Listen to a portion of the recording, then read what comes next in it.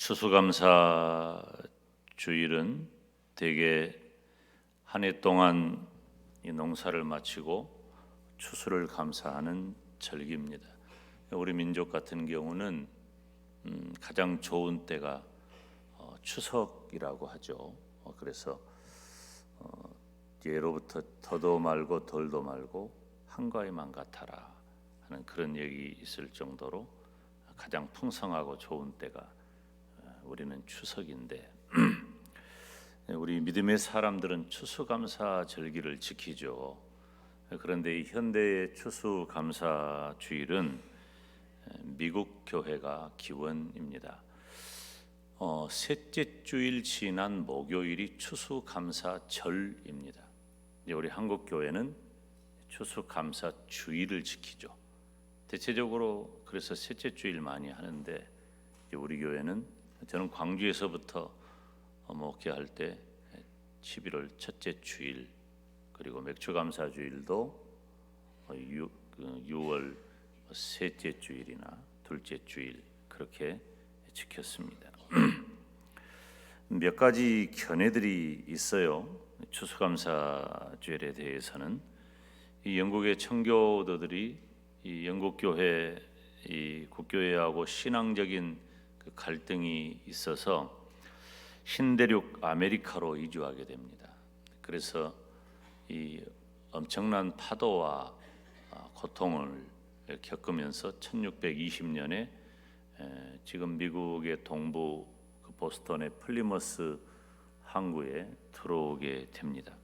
그래서 이 첫해 매우 춥고 또 많은 질병 때문에 사람들이 목숨을 잃기도 했습니다. 그래서 엄청난 시련을 겪은 다음에 그 이듬해 1621년에 이 정착지에서 첫 추수를 마친 것을 기념해서 하나님께 감사의 잔치를 열었어요. 그래서 그때 청교도들이 자신들에게 도움을 주었던 원주민들도 초대해 가지고 옥수수 또 곡식 또 칠면조 이런 음식을 나누면서 수확의 기쁨을 함께 하는 데서 현대의 추수감사절이 시작되었다. 미국이 그런 이야기도 있습니다.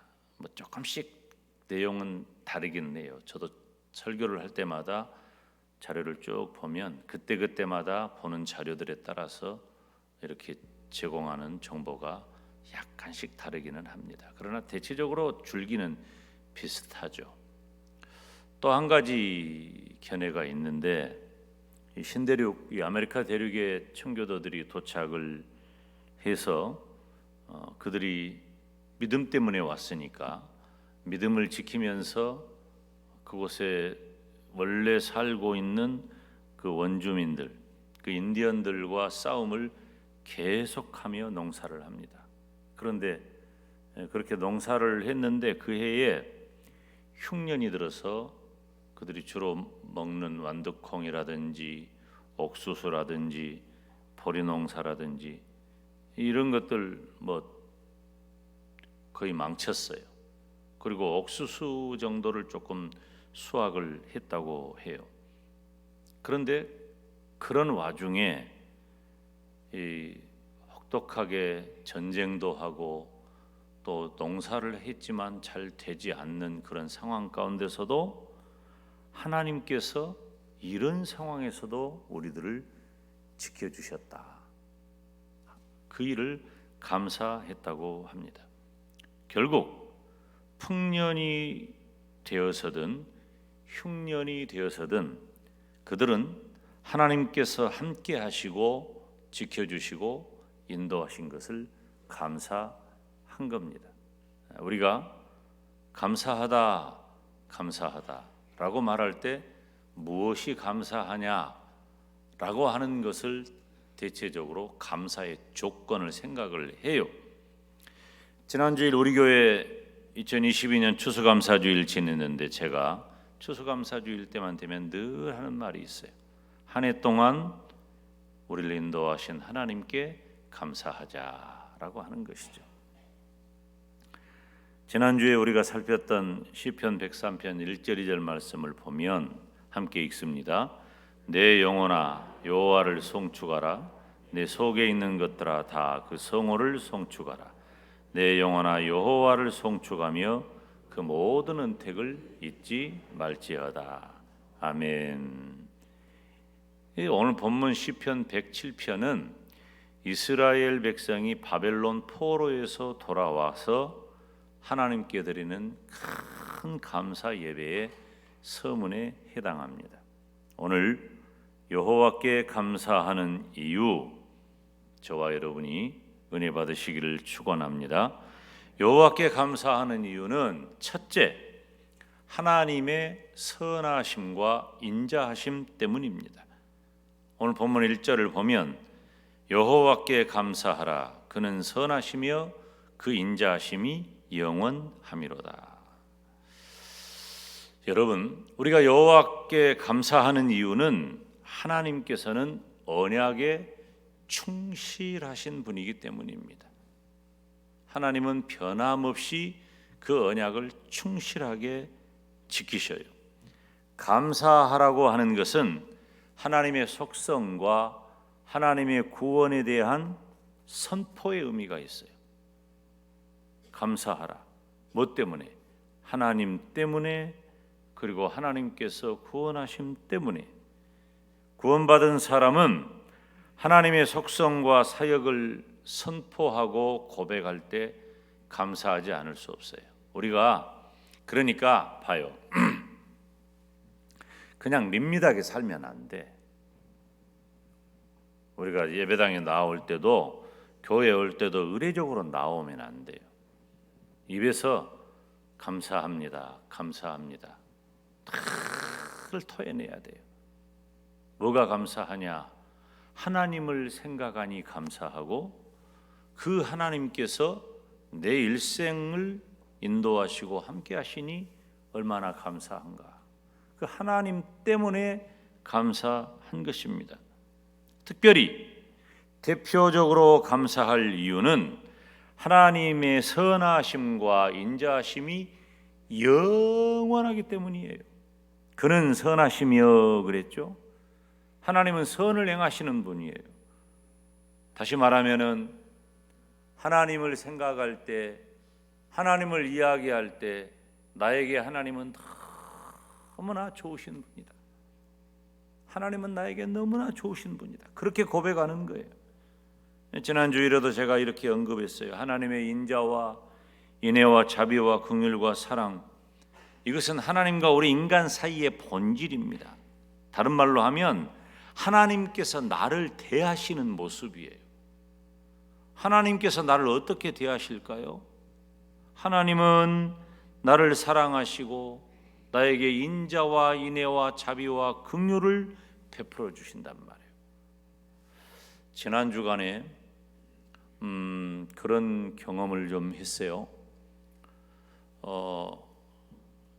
그렇게 사랑하고 축복하고 또 모든 좋은 것을 함께 나누는 그 사람들이 생각이 달라지니까 서로를 비방하고 원망하는 모습을 봤어요. 우리는 늘 그런 모습을 언론을 통해서 보니까 그것이 우리들의 일상처럼 느껴질지 모르지만 개인적인 관계에서는 굉장한 충격이죠. 개인적인 관계에서는. 여러분 어떻습니까? 그런데 하나님은 그런 분이 아니란 말이에요. 하나님은 항상 우리들에게 사랑을 주시고 자비와 인애와 인자와 긍휼을 베풀어 주십니다. 변함이 없는 분이셔요. 변함없이. 그 하나님의 선하심과 인자하심은 영원하다는 거예요. 여러분, 이 영원이라고 하는 단어가 너무 중요한 단어죠. 영원이라고 하는 단어는 시간과 공간을 초월하거나 포함한 언제나라고 하는 의미예요. 하나님은 영원하신 하나님이에요. 우리를 사랑하신 것도 영원하신 하나님이 영원히 사랑하셔요. 그래서 하나님과 맺은 언약의 관계는 신실하고 지속적이에요. 변함이 없어. 변함이 없어. 이랬다 저랬다 하지를 않아요. 사람들이 이 술 먹은 사람들이 흔히 하는 말이 무슨 말이냐면은 그 다음 날 생각이 안 난다는 거예요. 생각이 안 난다. 그러니까 맨정신으로 말할 때하고 술 먹은 정신으로 말할 때가 달라, 그런 사람은. 근데 하나님은 그런 분이 아니에요. 하나님은 변함이 없으신 분이에요. 특별히 하나님의 사랑과 자비와 은택은 변함없이 나를 향해 있는 거예요. 여러분, 이 세상에 이런 사랑이 어디 있어요? 하나님은 변함없이 나를 사랑하시고 나에게 은혜를 베풀어 주셔요. 이랬다 저랬다 안 해요. 내가 이랬다 저랬다 하지, 하나님에 대해서. 사랑하는 여러분, 잠언 27장 1절 말씀을 보면 너는 내일 일을 자랑하지 말라. 하루 동안에 무슨 일이 날는지 네가 알 수 없음이니라. 하나님의 사랑과 은혜가 아니면 나는 아무것도 안 해요. 아무것도 할 수가 없어요. 여러분, 이제 금년 한 해를 결산하면서 다가오는 새해를 준비하고 계시죠? 저는 9월 총회 지나면 거의 새해나 마찬가지예요. 지난 주간에 제가 수요일 날 기도원 올라갔다가 내려왔는데 여러분 어때요? 우리가 굳이 기도원 가든지 안 가든지 일상의 삶에서도 다 무엇을 합니까? 다 새해를 준비하는 때예요, 지금. 그런데 꼭 이맘때 또 하는 그런 기도와 말이 있다. 금년 한 해를 시작할 때는 이런저런 계획을 세웠으나 잘 안 되는 거야. 우리가 마음대로 되는 게 어디 있어요? 계획대로 다 됐다면 그냥 다 날아다니지. 우리가 계획대로 되는 것 없어요. 와, 세상에. 여러분, 제가 2019년인가요?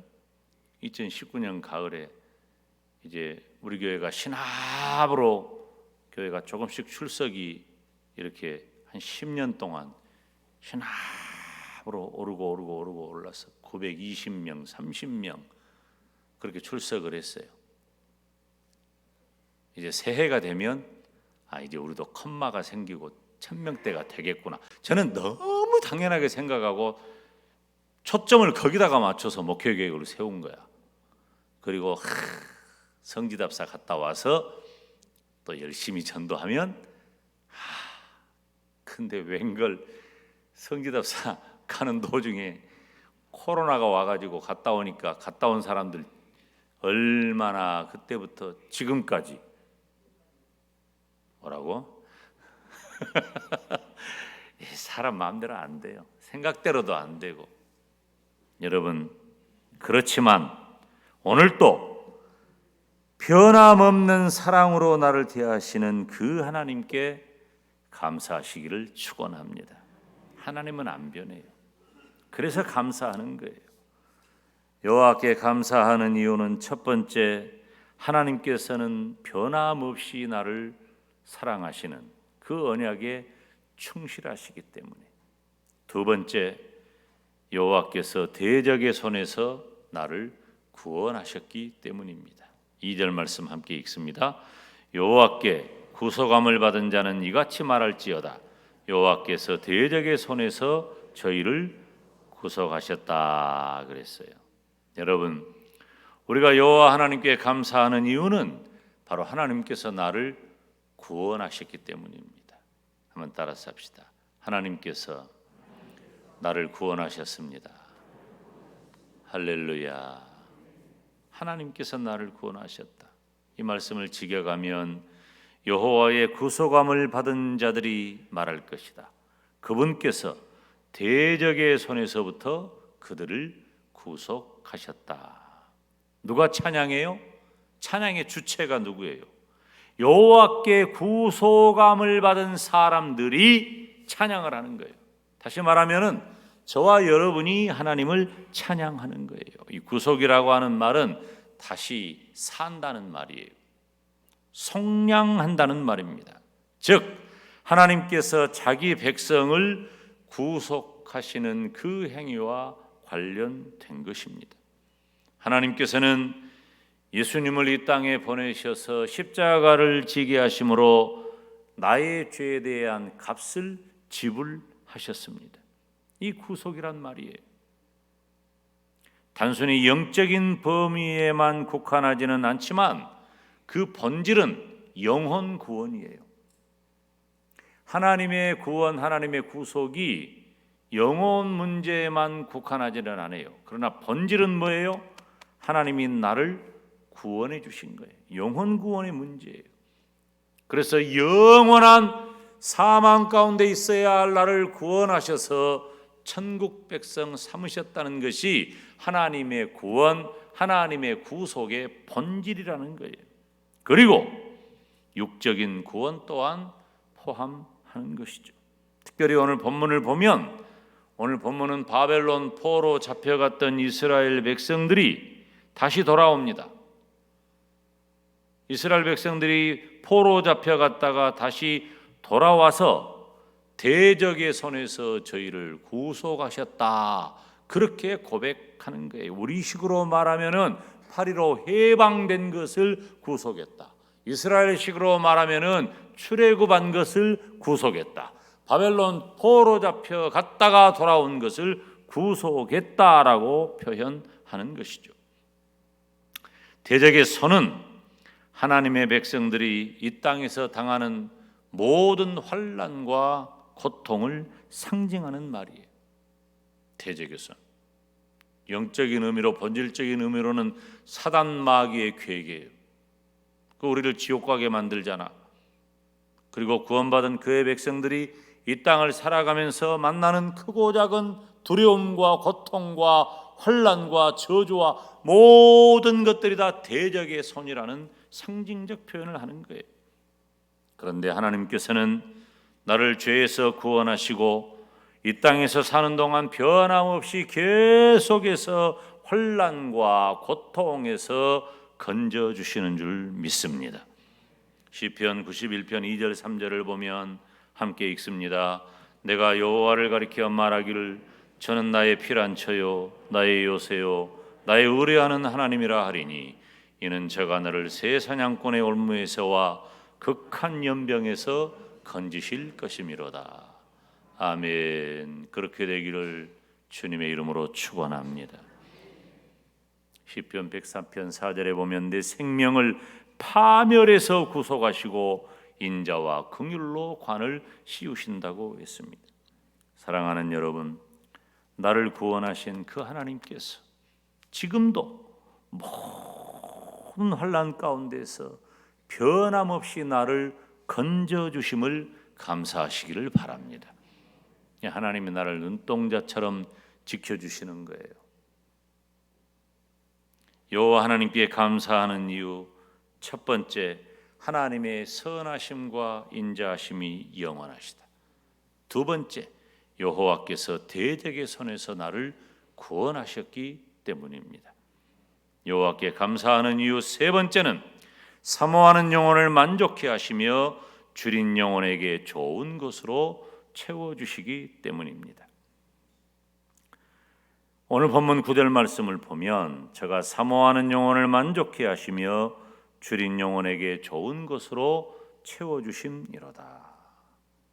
사랑하는 여러분, 여호와께 감사하는 이유는 간절하게 하나님을 찾으면 그 하나님께서는 넘치도록 복을 채워주실 줄 믿습니다. 이 말씀을 지켜가면 갈망하는 영혼을 만족하게 하시고 굶주린 영혼을 좋은 것으로 채우신다는 말이에요.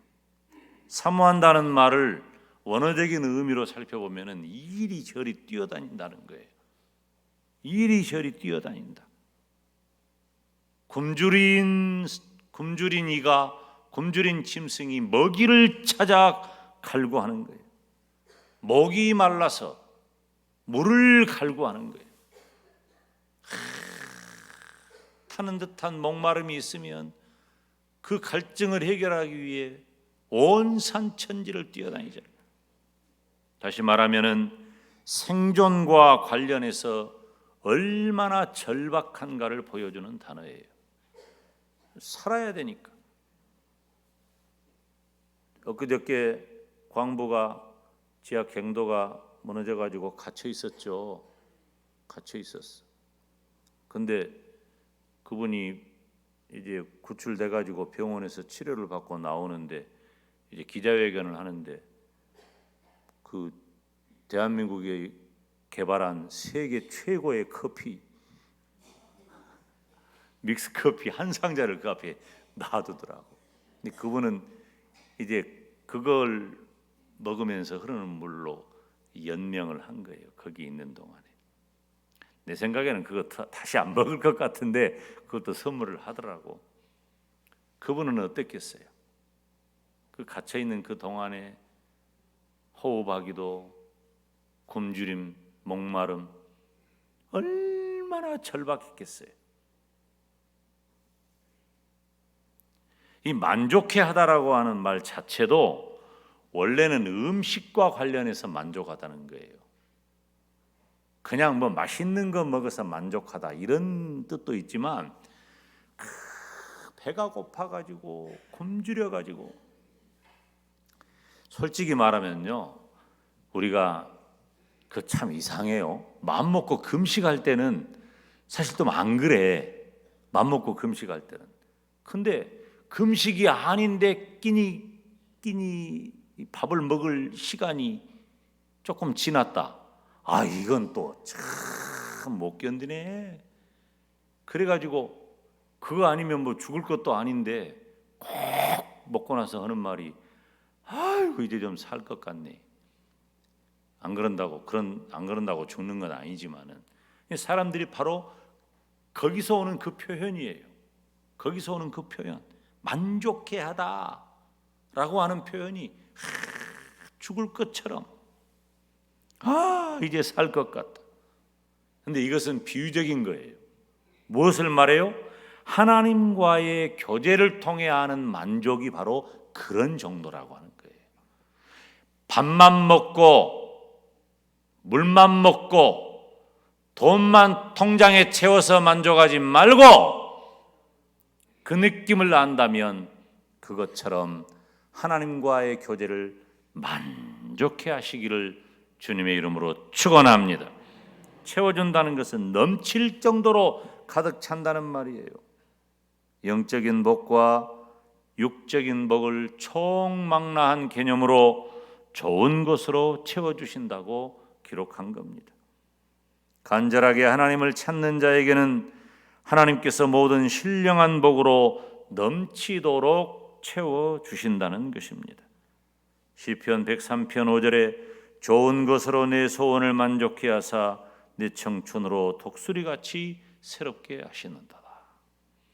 전도서 2장 24절 한번 읽어볼까요? 시작. 사람이 먹고 마시며 수고하는 가운데서 심령으로 낙을 누리게 하는 것보다 나은 것이 없나니 내가 이것도 본즉 어디서 난다고? 하나님의 손에서 난다고. 하나님의 손에서 난다고. 하나님의 손에서 난다고. 자수성가한 사람들은요 특히 조심해요. 특히 조심해. 다 이뤘다고 할 것 없어요. 그것이 하나님의 은혜인 줄 깨달으시기를 바랍니다. 공부 잘하는 사람 조심해요. 머리 좋다고? 아이고 나는 IQ가 151이었어. 근데 지금은 두 자릿수밖에 안 된 것 같아. 지금은 머리 좋다고 다 된 것 아니에요. 나는 바보가 되기로 딱 작정을 했어. 계산 안 하고 생각 안 하고 그렇게 살기로 했어. 왜? 계산대로도 안 되고 생각대로도 안 돼. 결국 누가 하셔요? 그분께서 하시더라고. 하나님께서 하시더라고. 내가 바보가 될수록 계산을 안 할수록 포기할수록 하나님께서 필요한 것 채워주시고 나를 통해서 하나님이 하실 일을 하게 하시더라. 잔머리 생머리 굴리지 말아요. 그거 가지고 되는 것 아니에요. 사랑하는 여러분, 하나님을 간절하게 찾는 믿음이 있다면 우리에게 아무리 힘들고 어려운 상황이 있다 할지라도 하나님께서는 넘치게 채워주실 줄로 믿습니다. 저는요, 그 증거, 그 증인이 김 목사예요. 하나님, 내가 우리 아이들에게 말한 것 하나밖에 없어요. 나는 예수님 믿고 교회 다닌 것밖에 없다. 지금도 교회 다니지 않냐? 지금도. 나는 예수님 믿고 교회 다니는 것밖에 없는데 그렇게 믿고 하나님께 맡겼더니 하나님이 먹을 것도 주시고 입을 것도 주시고 가정도 주시고 아들도 주시고 딸도 주시고 생명도 주시고 건강도 주시고. 여러분, 제가 약합니다. 큰 힘이 없어요. 근데 큰 힘이 없어도 뭐든지 다 합니다. 다 견딥니다. 여러분, 우리가 연마하고 또 쌓아놓고 연구하고 이렇게 저렇게 해보고 그래서 내 힘으로 되는 줄 알아요? 천만의 말씀이에요. 여호와 하나님께 감사하시기를 바랍니다. 금년 한 해를 인도하신 우리 하나님께 감사하면서 내 인생을 하나님께 맡겨 더 큰 감사의 사람이 되시기를 주님의 이름으로 축원합니다.